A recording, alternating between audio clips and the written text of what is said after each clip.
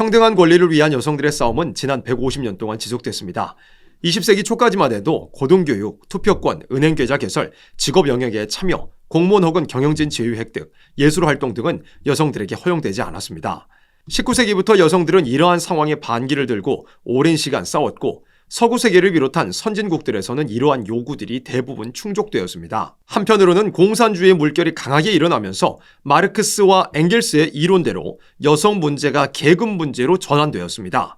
공산주의는 가족 제도를 자본주의의 억압과 착취가 시작되는 지점으로 보고 가족 제도 안에서의 여성들을 피억압자로 보면서 공산사회를 이루기 위해서는 가족 제도가 폐지되어야 하고 남녀가 평등하게 고용되어야 하고 국가 주도의 집단 보육이 필요하다고 주장했습니다.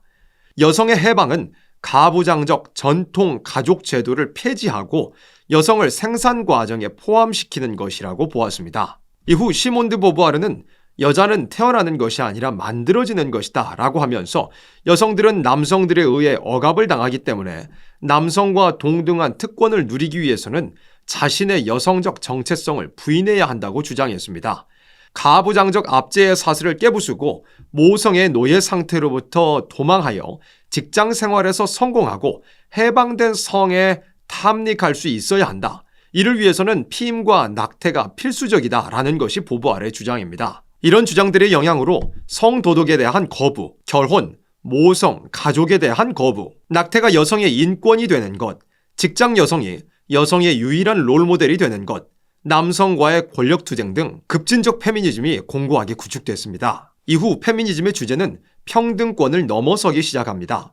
남자와 여자라는 양성을 부정하고 가족과 교회, 결혼이라는 남자와 여자의 결합을 통해 이루어지는 사회 구조를 파괴하는 것이 페미니즘의 목표가 됐습니다. 남녀가 완전히 평등하려면 남녀 양성이 해체되어야 하는 것이고 이에 따라 남녀의 대립구도와 평등권 투쟁을 극복하고 넘어서기 위한 새로운 용어인 젠더가 등장합니다. 젠더 이론은 주디스 버틀러가 주장했습니다.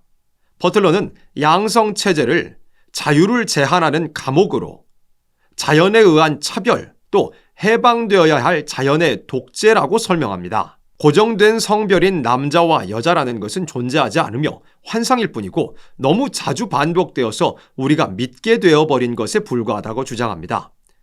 양성은 남자, 여자, 아버지, 어머니 등과 같은 언어적 명칭에 의해서 생겨난 것이며 근친상간의 금기와 같은 억압에 의해서 생겨난 것이라고 주장합니다. 버틀러가 주장하는 젠더 이론은 개인의 정체성이 생물학적 성과 일치하지 않으며 생물학적 성은 정체성 형성에 어떠한 역할도 하지 않는다고 하는 것입니다. 그리고 성 정체성은 유동적이고 변화 가능한 것이며 다양하다는 것입니다. 그런데 성 정체성이라는 것이 없다면 남녀의 평등권 혹은 여성들의 우월성을 위해서 싸우는 페미니스트들은 심각한 고민에 빠질 수밖에 없게 됩니다. 이 문제에 대해서 버틀러는 페미니즘은 전략적이며 과도기적인 것이고 최종 목적은 성 정체성의 완전한 해체라는 입장을 가지고 있습니다. 성 정체성이 해체되어야만 개인이 완전한 선택의 자유를 누릴 수 있고 언제든지 스스로를 재창조할 수 있다고 생각하기 때문입니다. 버틀러에 따르면 가족은 배우자와 아이들의 결합으로 이루어지는 것이 아니라 자의에 따른 일시적인 소속일 뿐입니다. 아이들은 남성과 여성의 성관계를 통해서 임신되어야 하는 것이 아니라 설계 또는 디자인되는 존재이며 난자기증, 대리모, 인공자궁, 유전자 조작 등 인공적인 기술의 도움으로 재생산되는 것입니다. 이런 논리들은 성은 곧 생명이라는 진리를 깨는 것이며 아이를 낳을 수 없는 동성끼리의 결혼을 가능하게 만들 뿐만 아니라 태아의 생명윤리 문제, 대리모 여성의 인권 문제 등을 가져오게 됩니다. 주디스 버틀러는 퀴어 이론도 주장했습니다. 퀴어는 이성애에 반대하는 동성애라는 의미를 이제는 넘어서서 이성애가 아닌 모든 것을 의미합니다. 퀴어 이론에 따르면 이성애의 이중성과 동성애의 단일성도 제거되어야만 성 정체성의 완전한 해체를 얻을 수 있습니다. 그럴 때에만 강제적인 이성애의 헤게모니가 완전히 극복되고 사람들이 스스로를 창조할 수 있는 완전한 자유를 얻게 되기 때문입니다.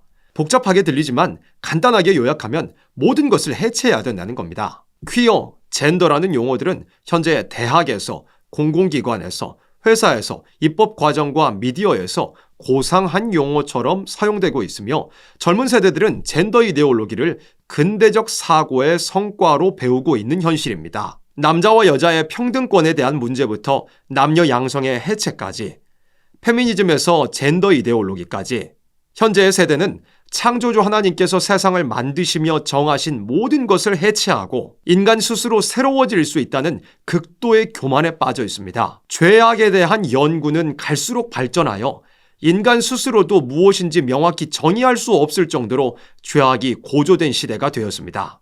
알지 못하는 사이에 많은 부분에서 이 교묘한 미혹이 우리 바로 곁에 다가와 있고 외국의 먼 이야기가 아니라 우리나라와 또 교회들 사이에서도 이와 같은 미혹이 뒤덮고 있습니다. 그러나 하나님은 살아계시고 진리는 변하지 않습니다. 인간의 모든 문제는 그리스도의 십자가와 부활을 통한 대속, 그리고 약속대로 부어주시는 성령의 역사, 그리고 예수님의 재림과 심판을 통한 천년왕국의 건설을 통해서만 해결될 수 있습니다. 우리는 미혹 가득한 세상을 말씀으로 분별하며 말씀대로 이루어질 하나님의 역사만을 소망하고 싸워나가야 합니다.